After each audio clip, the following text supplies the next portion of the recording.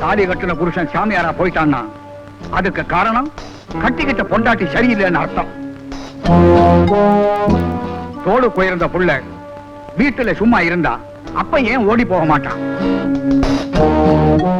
அப்ப ஓடி போயிட்டான்னு தெரிஞ்சா எந்த வய பொண்ணு கழுத்துல தாலிய கட்டுவான்? நீங்க சொல்றதுல வாஸ்தவம் தான். மத்தவங்க அடிச்சா தெய்வத்துக்கிட்ட சொல்லுவோம், ஆனா அந்த தெய்வமே அடிச்சா நாங்க யார்கிட்ட சொல்லுவோம்? சொல்லுண்டா. நீதான் நிறைய தமிழ் படம் பாக்குற, உனக்குதான் இந்த மாதிரி டயலாக் எல்லாம் வரும். எனக்கு என்ன தெரியும்? எங்களை காப்பாத்திரும் பெரியப்பா. ஆமா பெரியப்பா, நீங்க எங்களை காப்பாத்துவீங்கிற நம்பிக்கையில தான் எங்க அப்பா எங்களை பெத்து போட்டு போயிட்டார்.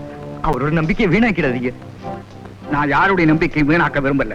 10,000 ரூபாய் தர்றேன், ஏதாவது கடை வச்சு பொழைச்சிடும். 10,000 ரூபாயா? ரொம்ப தேங்க்ஸ் பெரியப்பா. எனக்கு 9,000 ரூபாய் போறோம். இவங்க 2 பேருக்கு ஆளுக்கு 500 ரூபாய் கொடுத்துறேன். ஆப்ப கடை வச்சு பொழைச்சுக்கிட்டோம். நீங்க 10 லட்சம் கொடுத்தாலும் எங்களுக்கு வேண்டாம். இந்த பங்களாவுல உங்களுக்கு தொந்தரவு இல்லாம ஒரு மூலையில ஒதுங்கிக்கிறோம். சரிப்பா, செக்குவா நவாத ஆம்பளை எங்கேயாவது போய் பொழைச்சுக்குவான்.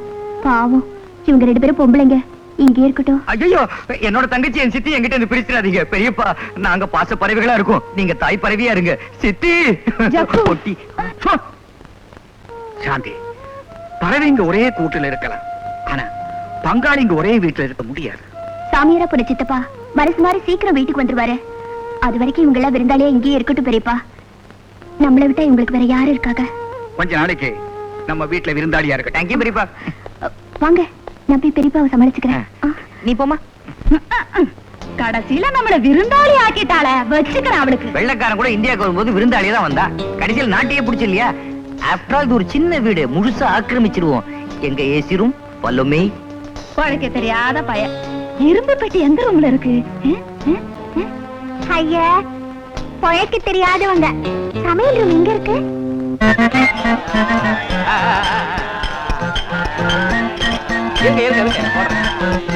ஐயா, அம்மா, கண்ணில்லாத கபோதி தாயே, சார் ஏதாவது பிச்சை இருந்தா போடுங்க சார். போடத்தானே போறேன், பிச்சை இல்ல, உங்க பேட்டிய.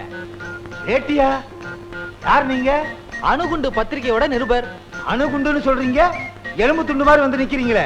சரி, சீக்கிரம் பேட்டி எடுங்க. வெள்ளிக்கிழமை வசூலாகிற நேரம், இருந்து தொல்லை பண்ணாதீங்க. ஆமா, பிச்சை எடுக்கிறீங்களே, கேவலமா இல்ல? கேவலமா? அரசியல்வாதி ஓட்டுக்காக பிச்சை எடுக்கிறாங்க, நீங்க என்கிட்ட பேட்டிக்காக பிச்சை எடுக்கிறீங்க. எல்லாம் ஒண்ணுதான். ரொம்ப நல்லா பேசுறிய. சீக்கிரடியா, அமைச்சர் கோயிலுக்கு வர போறாரு. அமைச்சர் வர போறாரா? ஆமா, எதுக்கு ஓட்ட மறைக்கிற? அமைச்சர் ஓட்ட கண்டா விட மாட்டாரு. ஆமா, கடைசி வரைக்கும் இதுதான், முன்னேற்றமே கிடையாது வாழ்க்கையில. யார் சொன்னது? அடுத்த தடவை வந்து பாரு, நான் எப்படி முன்னேறி இருக்கேன்னு தெரியும். உங்க நல்ல மனசுக்காகத்தான் இத்தனை நாள் வரைக்கும் பொறுத்துக்கிட்டு இருந்தேன். நான் லட்சாதிபதியோ கோடீஸ்வரனும் அல்ல.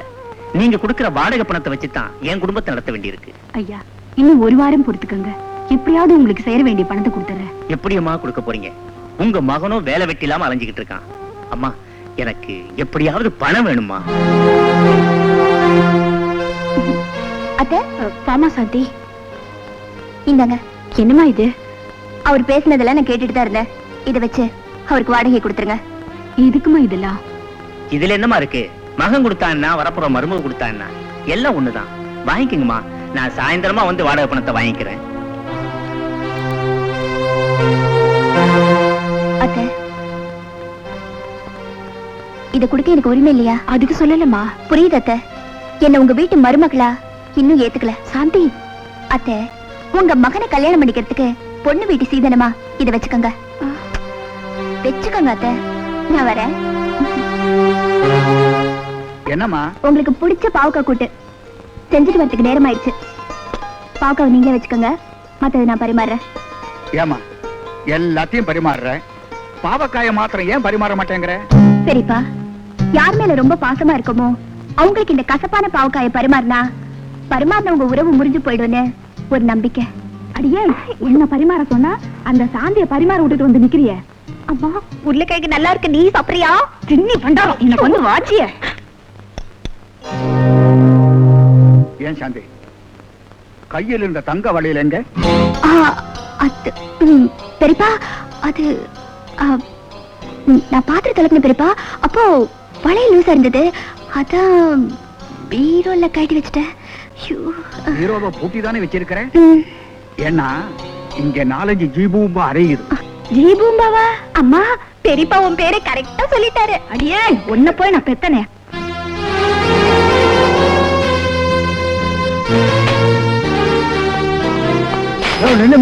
சக்கரவர்த்தியை பார்க்கணும். முதலாளி பேரை சொல்லுங்க. கூப்பிடுறது தானே பேரே வச்சிருக்குது. நகரியா, நீ என்ன கூப்பிடுறது, நானே பாத்துக்கிறேன்.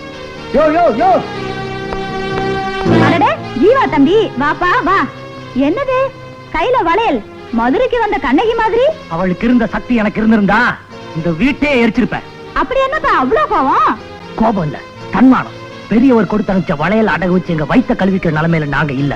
அத அந்த பெரிய மனுஷன் கிட்ட சொல்லிட்டு சாந்தி கொடுத்த வளையல் அவர் மூஞ்சியில விட்டு எறிஞ்சிட்டு போகத்தான் வந்திருக்கேன். தம்பி, உன் கோபமும் உணர்ச்சியும் உப்பில்லாம சோறு திங்கிற அந்த பெரியவருக்கு எங்க தெரிய போகுது?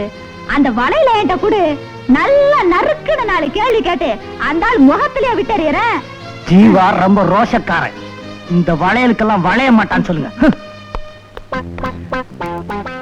சாந்தி வர்றதுக்குள்ள உனக்கு 2 சிகரெட்டா பத்த வச்சிட வேண்டியதுதான்.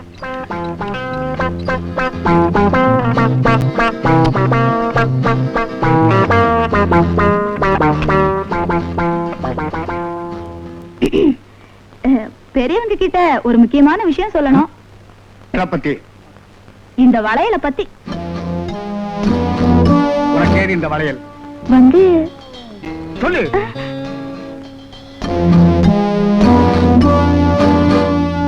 சாந்தி,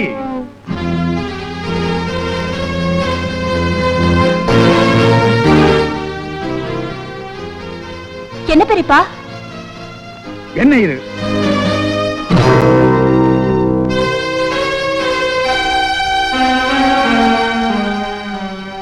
என்ன மன்னிச்சிருங்க பெரியப்பா.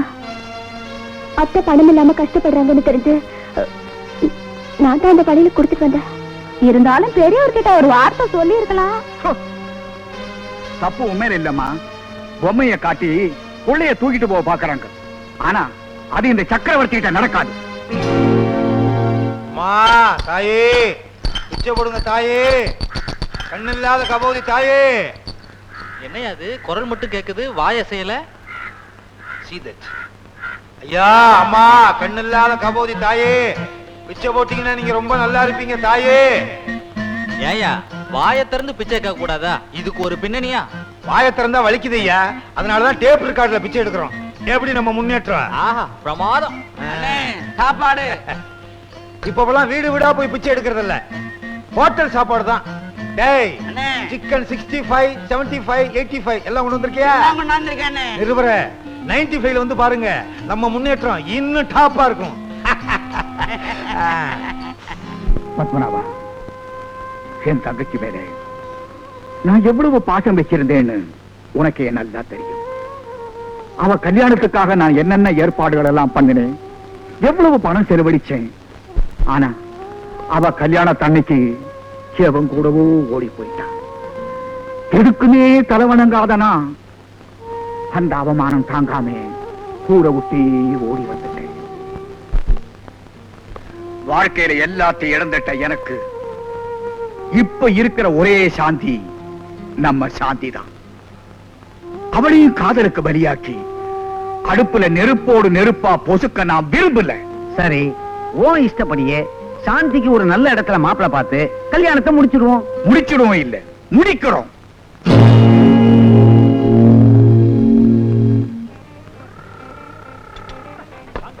டேய் மச்சி, இந்த கிளாஸ் கீழே போட்டா நான் உடையும்னு சொல்றேன், நீ என்ன சொல்ற? உடையாது. நான் உடையங்கிறேன். உடையாதுங்கிற பந்தயமா? பந்தயம். இத கவனி. மாமு, இது சின்ன கிளாஸ் உடைஞ்சிருச்சு, இது பெரிய பாட்டில், கண்டிப்பா உடையாதுங்கிற. மச்சி, இது கண்டிப்பா உடையன்ற. உடையாதுங்கிற. உடையன்ற. உடையாதுங்கிற. பந்தயமா? பந்தயம்.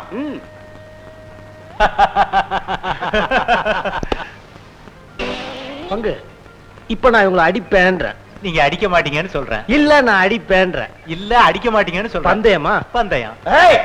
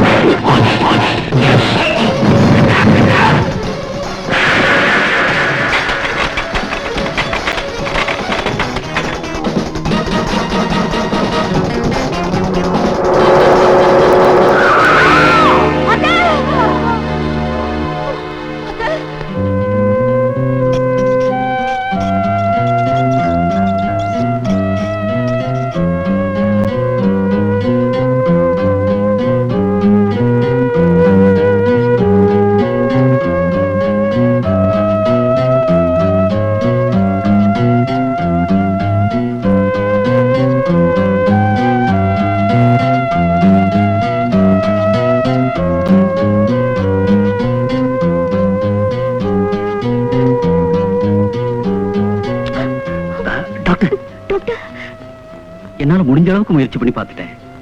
கேஸ் ரொம்ப சீரியஸா இருக்கு. ஒரு 1/2 hourக்கு முன்னாடி கொண்டு வந்திருந்தீங்கன்னா ட்ரை பண்ணி பார்த்துக்கலாம். உள்ள போய் பாருங்க.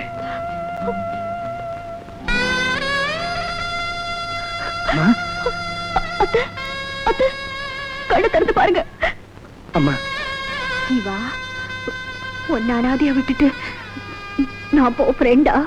நான் இருக்கிற வரைக்கும் இவர் அனாதை இல்ல. இன்னல இருந்து நான் இவரோட மனைவி. இந்த ஒரு வார்த்தை போதுமா?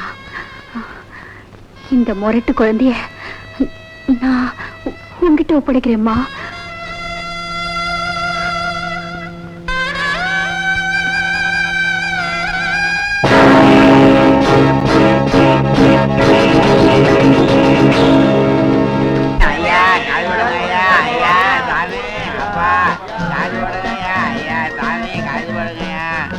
பெரியவர்களே, தாய்மார்களே, தோழர்களே, உங்களை நம்பித்தான் உங்க தொகுதிக்கு பிச்சை எடுக்க வந்திருக்கேன். என்ன காப்பாத்துங்க. சீக்கிரம் சாயந்தரம் 6 மணிக்குள்ள பிச்சை போடுங்க. விஜயகாந்த் நடிச்ச தென்பாண்டி சீமையில படம் பார்க்க போகணும்.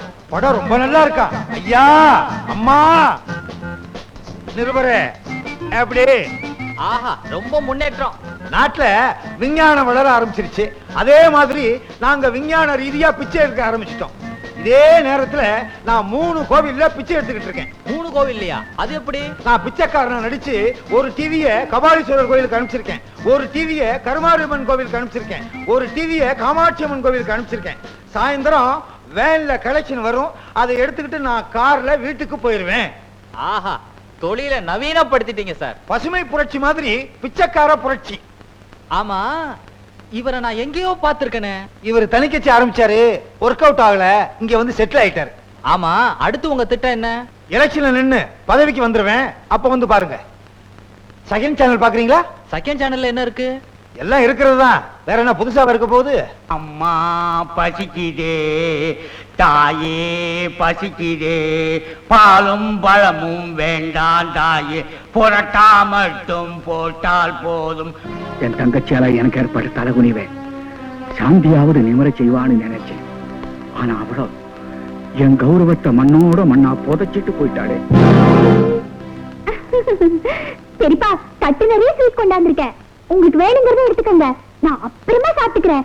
உங்களுக்கு ஸ்வீட்டா பிடிக்கும்ல?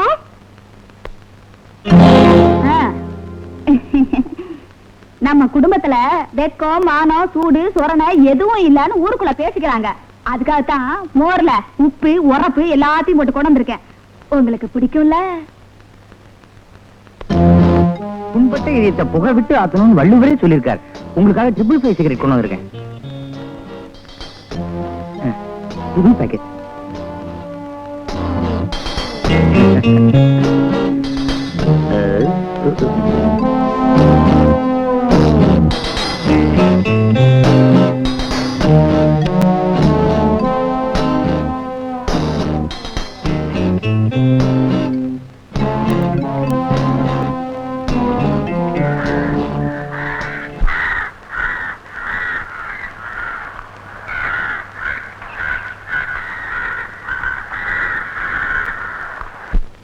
இனிமே யாரும் என்னை எதுவும் கேட்க கூடாது. நான் ஒரு சுதந்திர பறவை. என் இஷ்டப்படிதான் எதுவும் செய்வேன். ஆமா பெரியப்பா, நீங்க உங்க இஷ்டப்படி எது வேணாலும் செய்யலாம். சொத்தை என் பேருக்கு மாத்தி எழுதுங்க. இவங்க யாரும் எதுவும் கேட்க முடியாது. டேய், நீ சின்ன பையன், உனக்கு சொத்தெல்லாம் பராமரிக்க தெரியாது. என் பேர்ல எழுதலாம். பெரியவங்களுக்கு என்னாச்சு? இருமராரு, இது கூட தெரியலையா? நான் வக்கீல கூப்பிட்டுமா? டாக்டர் வர சொல்லு. டாக்டர் உள்ள இது வரல. நீ சீக்கிரம் போய் டாக்டர் கூப்பிடு.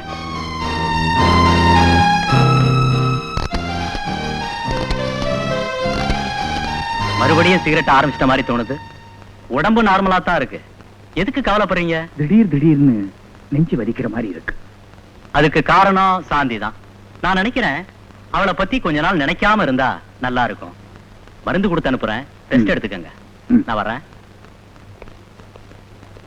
பெரியவங்களுக்கு உடம்பு எப்படி இருக்கு டாக்டர்? பெரியவர் டாக்டர் கண்ணாடியை கைட்டிட்டார். இனிமே பெரியப்பா பிழைக்க மாட்டார், செத்துரு. இல்லப்பா, கண்ணுல கொஞ்சம் தூசி. டாக்டர் எங்ககிட்ட எதையும் மறைக்காதீங்க. எங்களுக்கு ரொம்ப ஸ்ட்ராங்கான இதயம். உறவுக்காரங்களுக்கு எல்லாம் தந்தி கொடுத்துட்டுமா? அடே, நமக்கு சொந்தக்காரங்க நிறைய பேரு. சொல்லி அனுப்பி மாளாது. தினத்தந்தியில முழு பக்க விளம்பரம் கொடுக்கணும். தினத்தந்தில முழு பக்க விளம்பரமா? ஏன் பாடல் பதிவுடன் ஷூட்டிங் ஆரம்பம் கொடுக்க போறியா? சும்மாரு. டாக்டர், உறவுக்காரங்களுக்கு எல்லாம் கொஞ்சம் பொறுப்பா. உங்க பெரியப்பா ரொம்ப ஸ்ட்ராங்கா இருக்காரு. இந்த வருஷம் கல்யாணம் பண்ணா அடுத்த வருஷம் புள்ள பிறக்கும். சாந்தி வாடா கண்ணு வா. உன் கல்யாணத்தை உன்ன நின்னு நடத்த வேண்டியவ நான் தான். என்ன பண்றது, அந்த பக்கம் போனா இந்த பக்கம் வராதேன்னு பெரியவர் சொல்லிட்டாரு. கடைசி காலத்துல நீயோ அவர் அம்போன்னு விட்டுட்டு போயிட்ட. நாங்களும் ஒண்ணு மாதிரி அவர் அம்போன்னு விட முடியுமா? பெரியப்பாவை நான் பாக்கணும். அக்கா நீ மேல போய் பெரியவரை பாரு. அடியே சாந்திமா, நீ தாராளம் உங்க பெரியப்பாவை போய் பாருமா. இன்னைக்கு காலையில தான் அவருக்கு ரத்த கொதிப்பு ஜாஸ்தியா போயிடுச்சு. டாக்டர் செக் பண்ணிட்டு அவர் உடம்புல இதயம் ஒண்ணுதான் உருப்படியா வேலை செய்யுதுன்னு சொன்னாரு. இப்ப அவர் உன்னை பார்த்தாரு, அதுவும் பட்டுன்னு போயிடும். நீயோ புதுசா கல்யாணம் ஆனவோ, அப்புறம் அவர் சாவுக்கு நீதான் காரணம்னு ஊரலகம் பூரா பேசும். நீதான் புத்திசாலியாச்சே. பேசுறவங்க வாய் அடைக்கணும்னா நீ பேசாம போறதுதான் நல்லது.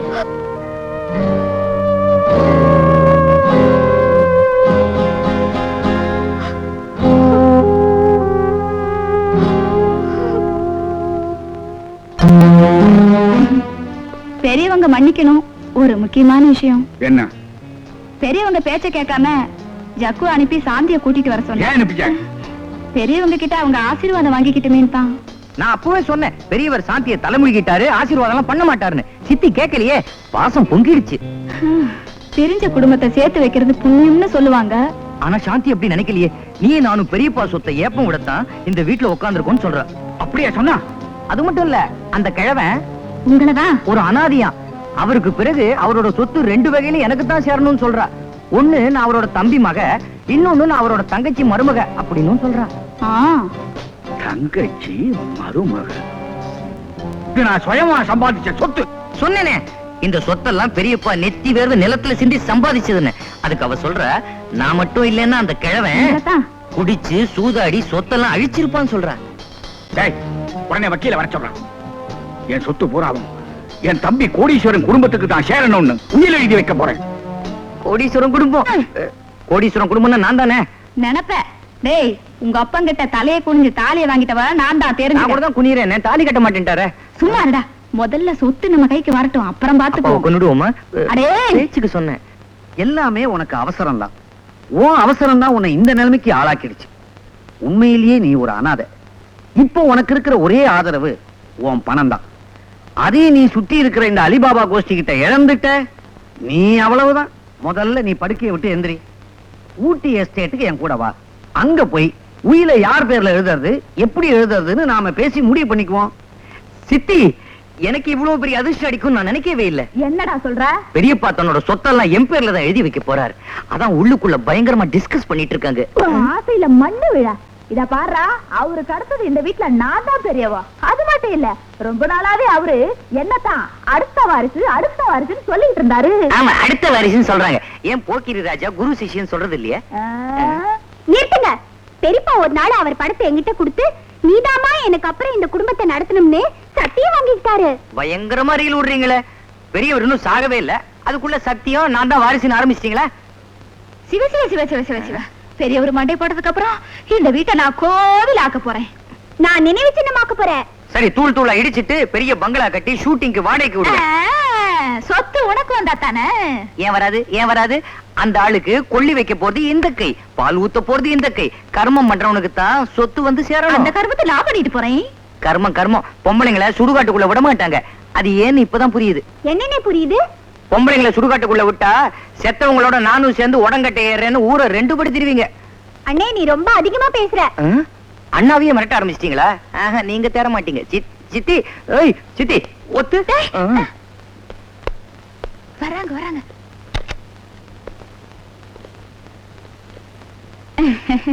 குருவி தலையில பணங்காய வைக்கிற மாதிரி எல்லா சொத்தையும் என் பேர்ல எழுதிடாதீங்க. எனக்கு வேண்டாம். கரெக்ட். 1000 தான் இருந்தாலும் சித்தி ஒரு பொம்பளை, இழகின மனசு. சொத்தெல்லாம் தான தர்மம் பண்ணி அழிச்சிருவாங்க. அதனால உங்க விருப்பப்படியே சொத்தெல்லாம் என் பேர்ல எழுதுங்க. நான் ஒரு வழி பண்ணிடுறேன். நீங்க கவலையே படாதீங்க. அவர் இன்னும் சொத்தை யார் பேர்லயும் எழுதல. ஏன் பேனா இல்லையா? ஏனோ தானோன்னு பேசப்படாது. சொத்து விஷயமா அவ்வளவு சீக்கிரம் ஒரு முடிவுக்கு வர முடியாது. அதுக்குதான் நான் வக்கீலோட கலந்து பேசிட்டு இருக்கிறேன். இன்னைக்கு நான் ஊட்டிக்கு போறேன். வர்றதுக்கு 1 வாரம் ஆகும். அது வரைக்கும் வீட்டையெல்லாம் ஒழுங்கா பாத்துக்குங்க. நீங்க கவலைப்படாம போங்க. அது வரைக்கும் இந்த வீட்டை நான் யாருக்கும் விற்க மாட்டேன். சும்மா இருடா. நீங்க பத்திரமா போயிட்டு வாங்க, நான் பாத்துக்கிறேன். வேலாயுதம் ஒட்டியெல்லாம் எடுத்த கார்ல வை. பெரியப்பா டாடா. டாடா. பாய். அண்ணே, அம்மா, பெரியப்பா சொத்தெல்லாம் உங்க பேருக்கு எழுதி வைப்பாருன்னு நினைச்சீங்களா? அவர் ஊட்டிக்கு போனதும் என் பேருக்கு தான் எழுதி வைப்பாரு. அவருக்கு அடுத்த வாரிசு நான் தான். ஏய், என்ன பால்கனியில் ஏறி நின்னுட்டு வாரிசு கிரிசுன்னு பேசுற? இறங்கி வா.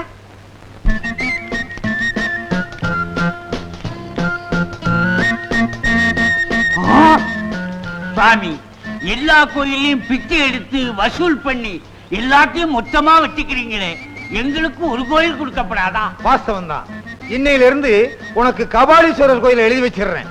கற்பகாம்பா எனக்கு திருத்தணி, வேல்முருகா எனக்கு திருப்பதி, படியேறி பிச்சை எடுக்க முடியாத உனக்காக லிப்டா வச்சு கொடுப்பாங்க.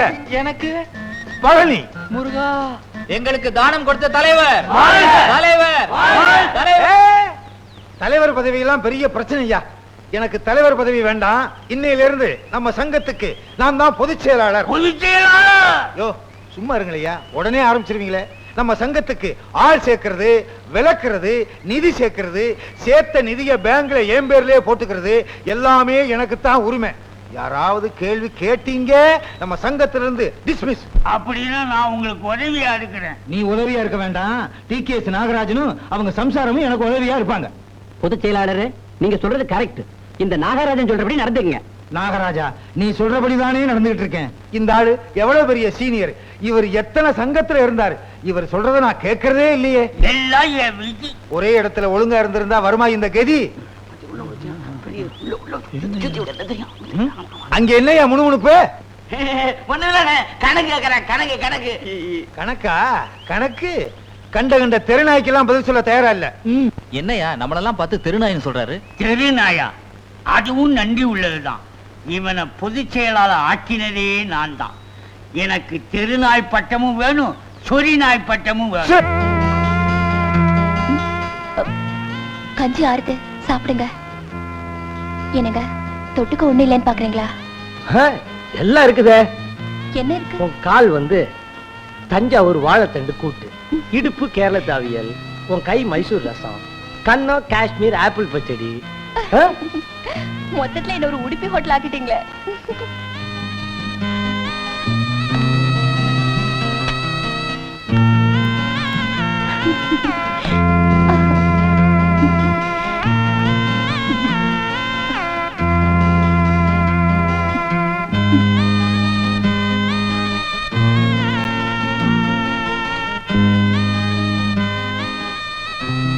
என்னங்க? சாந்தி, பொண்டாட்டியோட அரை வயித்து பசியை கூட தீர்க்க முடியாது எனக்கு. இந்த சுகம் தேவையா? உங்க வயிற்று பசியத்தான் என்னால தீர்க்க முடியல. உங்க உடம்பு பசியாவது தீர்க்க முடியுமேன்னு நான் சந்தோஷப்படுறேன். அந்த உரிமையாவது எனக்கு கொடுங்க. அதுவே எனக்கு போதும். சாந்தி,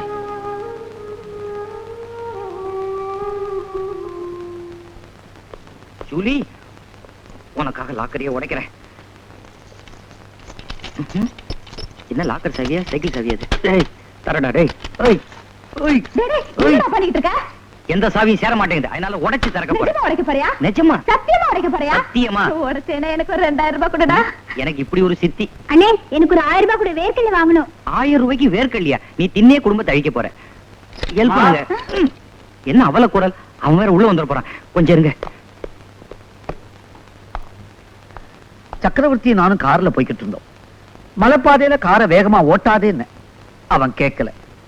விளைவு, ஒரு வளைவுல பிரேக் சரியா பிடிக்கல, காரு ஸ்கிட் ஆயிடுச்சு. நான் எப்படியோ கார்ல இருந்து கீழே குதிச்சு தப்பிச்சுக்கிட்டேன். ஆனா காரு மலையில இருந்து உருண்டு கிடுகிடு பள்ளத்துல விழுந்து எரிஞ்சு போச்சு. ஆத்துல கரைக்கிறதுக்கு அவனோட அஸ்தி கூட கிடைக்கலப்பா. அப்போ எங்க பெரியப்பா செத்துட்டாரா? பெரியப்பா எங்களை தனியா தவிக்க விட்டுட்டு போயிட்டீங்களே. உங்களுக்கு என்ன இரும்பு மனசா? இந்த லாக்கரை கட்டிக்கும் போது பெரியப்பாவை கட்டிக்கிற மாதிரி இருக்கு. பெரியப்பா, ஐயா, என்னையும் கொஞ்சம் பேச விடனா? பெரியவரே, இந்த பாரத்தை எல்லாம் ஏன் தலையில கட்டிட்டு போயிட்டீங்களே, இதை எப்படி நான் தனியா சுமக்க போறனோ? அதுக்கு நம்ம 2 பேரும் ஆளு படியா சுமப்போம். சீ, என்னோட பெரியப்பாவை தொடாதீங்க. ஏன்டா? பொம்பளைங்க தொட்டா பெரியப்பாவுக்கு பிடிக்காது. அவர் கருப்பு கரச கையெடு. ஏன் இப்படி சத்தம் போடுறீங்க? வக்கீல் சார் வாங்க, உங்களுக்கு விஷயம் தெரியுமா? எங்க பெரியப்பா செத்துட்டார். ஆ? சீ, அந்த மேட்டரை சொன்னதே நான் தான். அவர் உயிரை எழுதி வச்சுட்டு போயிருக்காரு. வாங்க படிக்கிறேன். வாங்க. மாமா, உன்னை விட தனியா விட்டுட்டு போக மாட்டேன். நீ வா. ஐயோ பெரியப்பா, நம்மள பிரிக்கிறாங்க பெரியப்பா.